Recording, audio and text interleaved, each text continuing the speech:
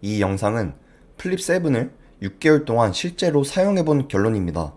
출시 초 리뷰가 아니라 반년 동안 써본 기준으로 이야기해볼게요. 혹시 플립 7을 고민 중이시라면 이 영상 하나로 판단하셔도 됩니다.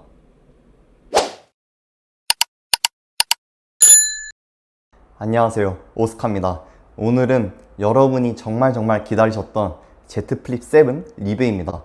혹시 개봉기가 궁금하신 분이 계시다면 상단에 영상을 봐주시면 좋을 것 같고, 오늘은 제가 실제로 몇 달 동안 들고 사용하면서 느낀 점을 중심으로 말씀을 드릴 건데, 이번에는 커버 화면에 대해서 좀 말씀드릴 게 많을 것 같습니다. 그래서 이 폰이 왜 편한지, 어디가 좋아졌는지, 또 어떤 지점에서 명확하게 한계를 드러내고 있는지에 대해서 좀 말씀을 드리려고 합니다. 첫 번째, 디자인입니다. 디자인은 첫 인상부터 깔끔하고 컴팩트하다라는 느낌이 강했습니다. 이번 플립 7의 가장 큰 변화점은 커버 스크린입니다. 커버 스크린이 4.1인치로 커지고 베젤이 얇아져서 화면이 꽉 차 보이고, 그 작은 면적 안에 필요한 것들이 정확하게 들어앉아 있는 그런 느낌입니다. 전면 화면이 커지면서 마치 통 큰 유리창으로 바깥 풍경을 보는 그런 느낌을 줍니다. 열고 닫을 때의 촉감과 소리도 확실히 좋아졌는데, 힌지가 툭 하고 허술하게 멈추는 게 아니라 딱 하고 맞물리면서 부드럽게 마감되는 감각이라서 한번 열어두면 원하는 각도에 안정적으로 세워놓고 쓰기 매우 편합니다. 지금 전작이 없어서 전작과의 비교는 힘들지만, 전적작인 플립 5와 비교를 했을 때도 접는 소리 그리고 접는 느낌 모두 고급스럽게 변화했습니다. 조금 더 자세한 내용을 설명을 해드리자면, 체감 자체가 묵직해졌다고 표현을 하는 게 맞는 것 같습니다. 컬러는 여러 가지가 있지만 제가 쓰는 블루 기준으로는 같은 블루 계열이더라도 아이폰 17 프로 블루보다 스크래치의 강한 모습을 보여줍니다. 이번 아이폰 17 프로 같은 경우는 마치 아이폰 5 블랙 컬러에서 보여줬던 모습처럼 알루미늄 위에 색을 칠한 것이 잘 벗겨지는 모습을 보여주는데, 플립 7은 확실히 스크래치에 강하다, 그런 느낌을 많이 받았습니다. 어쨌든 전체적인 마감의 단단함과 컴팩트함이 주는 만족감이 커서 쓸 때마다 이게 플립의 최고 장점이지 하는 생각이 자연스럽게 들었습니다. 두 번째, 무게입니다. 스펙상 188g이지만 실제로 측정을 해보면 190.7g이 나왔습니다. 아마 보호 필름 때문에 2.7g 정도 더 추가된 것 같습니다. 일단 190.7g이란 숫자만 보면 인상적이지 않게 느껴질 수도 있는데, 플립 7은 무게 배분이 잘 돼 있어서 실제로 손에 쥐었을 때 체감상의 무게는 훨씬 더 적게 느껴졌습니다. 그리고 특히 접었을 때의 부피가 아주 작게 접혀서 주머니나 가방에 넣고 다녔을 때도 굉장히 편합니다. 특히 여성분들은 가방에 짐이 많은데 핸드폰을 접은 상태로 가방 안에 핸드폰을 집어 넣었을 때 공간 활용 부분에서 굉장한 이점을 가진다고 많이 만족해 하십니다. 그리고 저는 항상 나갈 때 플립 7을 접어서 주머니에 넣고 다니는데, 아이폰 맥스 같은 경우는 워낙 커서 주머니에 넣었을 때 걸리적거리는 느낌이 매우 강한데, 플립 7은 워낙 작아서 불편한 느낌이 하나도 없었습니다. 그러한 부분이 핸드폰을 가지고 다닐 때의 피로도를 상당히 줄여줍니다. 그리고 책상 위에서도 차지하는 면적이 적어서 그냥 툭 세워놓고 알림만 확인하거나 타이머만 돌려도 공간이 어수선해하지 않은 게 좋았습니다. 세 번째, 내구성에 대해서 이야기를 해보겠습니다. 프레임은 아머 알루미늄, 앞뒤는 빅투스2 유리가 들어갔고, 힌지는 새 구조로 결이 촘촘해졌다는 것이 인상적이었습니다. 방수 방지는 IP48이라 물에는 꽤 강하지만 먼지 보호는 제한적이라 모래가 많은 환경이나 미세먼지가 많은 날에는 흠을 가볍게 털어주는 습관을 들이는 게 좋을 것 같습니다. 그리고 제가 플립 5를 2년 쓰면서 접는 부분 보호 필름이 들뜨는 경험을 했습니다. 여기 보시면 이렇게 접히는 부분이 시각적으로 보기에 심각할 정도인데, 이번 플립 7은 힌지 정밀도와 마감이 더 좋아진 느낌이라 개인적으로는 이번에 조금 더 버텨줬으면 하는 기대를 하고 있습니다.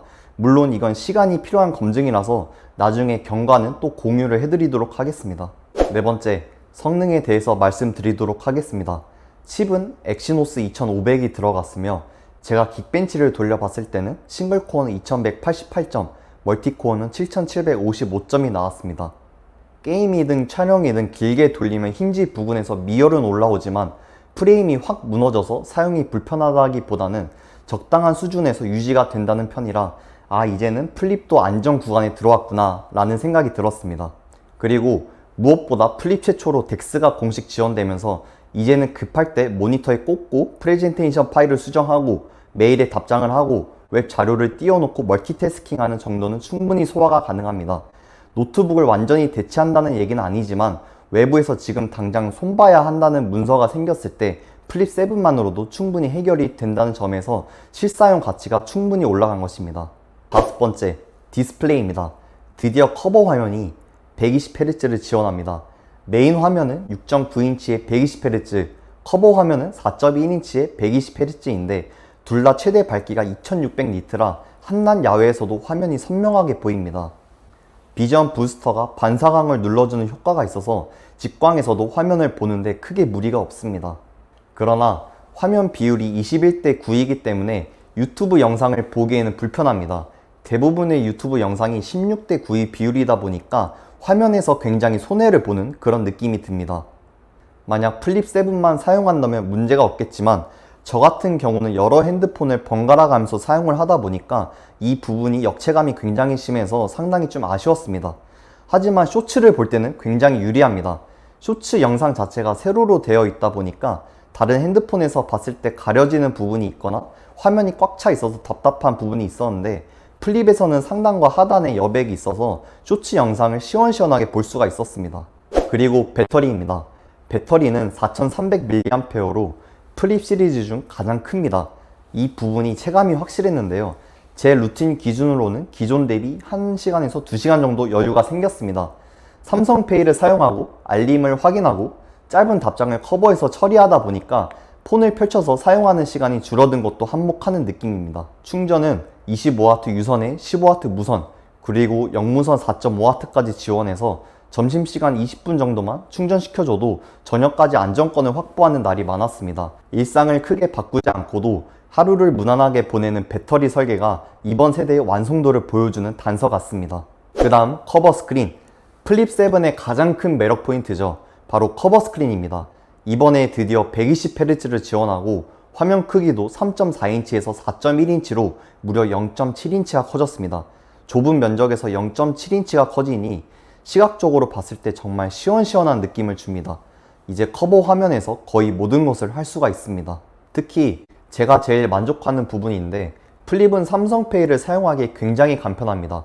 커버 화면의 첫 화면에서 위로 스와이프만 해도 결제가 바로 뜨니까 편의점, 카페, 대중교통 같은 동선에서 핸드폰을 펼칠 일이 거의 없습니다. 그리고 얼굴 인식도 굉장히 잘 돼서 두 번 탭하면 핸드폰 잠금이 거의 깨어나는데 거의 동시에 잠금 해제가 됩니다. 그리고 바로 스와이프를 하여 화면을 움직일 수가 있습니다. 왼쪽으로 이동하면 알림 상태가 뜨고요. 그리고 또 자유자재로 원하는 자리에 위젯을 커스텀할 수가 있어 자주 쓰는 기능을 배치해두면 화면을 펼치거나 여러 번 터치해서 기능을 들어갈 필요가 없습니다. 저 같은 경우는 타이머를 자주 사용해서 이렇게 큼지막하게 타이머 위젯을 설치해뒀습니다. 그리고 추가적으로 여기에 나우 브리프 같은 커버 전용 정보 카드가 붙으면서 다양한 정보를 제공받을 수 있고 음악 재생 컨트롤, 일정, 진행 중인 앱 상태가 흐름을 끊기지 않고 이어집니다.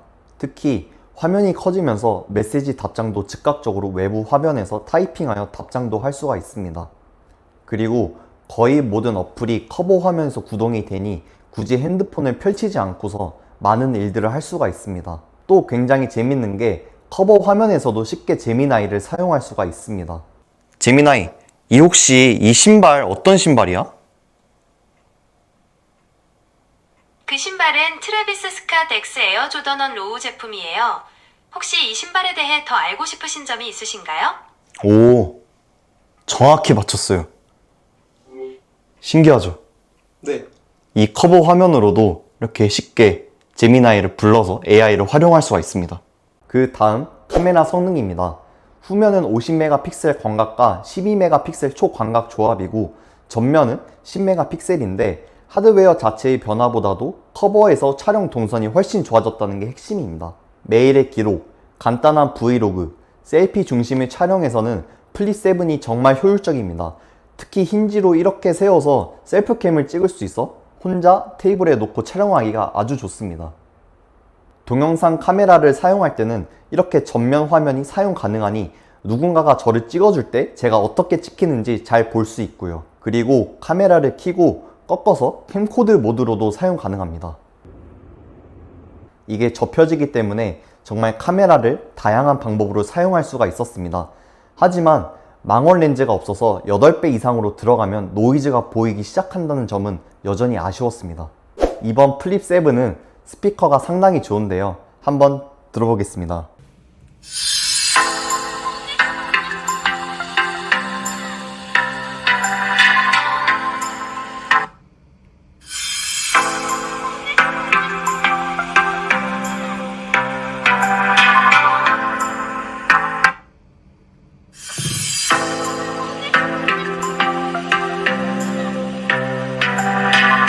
스피커 성능이 굉장히 좋아졌습니다. 스피커는 저음이 굉장히 강조되면서 묵직한 느낌이 듭니다. 플립이라는 컴팩트 기기치고 스피커가 상당히 좋은 편입니다. 정리하자면 플립 7은 휴대성과 커버 스크린의 완성도가 핵심입니다. 접은 상태에서 할 수 있는 일이 많아진 덕분에 폰을 펼치는 횟수가 상당히 적습니다. 커버에서 결제와 알림, 짧은 답장, 일정 확인까지 다 해결이 되니까 이동과 대기 사이사이에서도 폰을 펼치지 않아도 되는 시간이 늘어납니다. 이게 생각보다 삶의 질을 높여줍니다. 작고 컴팩트한데 많은 정보를 담을 수 있다는 것은 굉장히 큰 장점입니다. 영상 컨텐츠를 많이 소비하시거나 카메라 같은 스펙을 우선으로 보신다면 바이형 플래그십이 맞을 수도 있지만 휴대성이라는 키워드를 가장 중요하게 생각하시는 분들께는 강추드릴 수 있는 모델입니다. 이번에 애플에서는 아이폰 에어라는 컴팩트형 스마트폰이 나왔지만 카메라 렌즈도 하나이고 스피커도 하나이고 부족한 부분이 많습니다. 그러나 플립 7A 같은 경우는 휴대성이 극강으로도 좋으면서 성능, 그리고 카메라, 스피커 등등 여러 부분에서 아이폰 에어보다 밸런스가 뛰어나다고 생각합니다. 제가 플립을 초창기 때부터 직접 구매해 사용해왔던 입장으로서 플립 7은 휴대성이라는 카테고리를 고려한 채 구입하여 사용한다면 아쉬운 부분이 전혀 없는 완벽한 핸드폰인 것 같습니다. 오늘 영상이 도움이 되셨다면 구독과 좋아요 부탁드리고 그리고 댓글로 여러분의 경험도 꼭 공유해주세요. 다음 영상에서 뵙겠습니다. 감사합니다.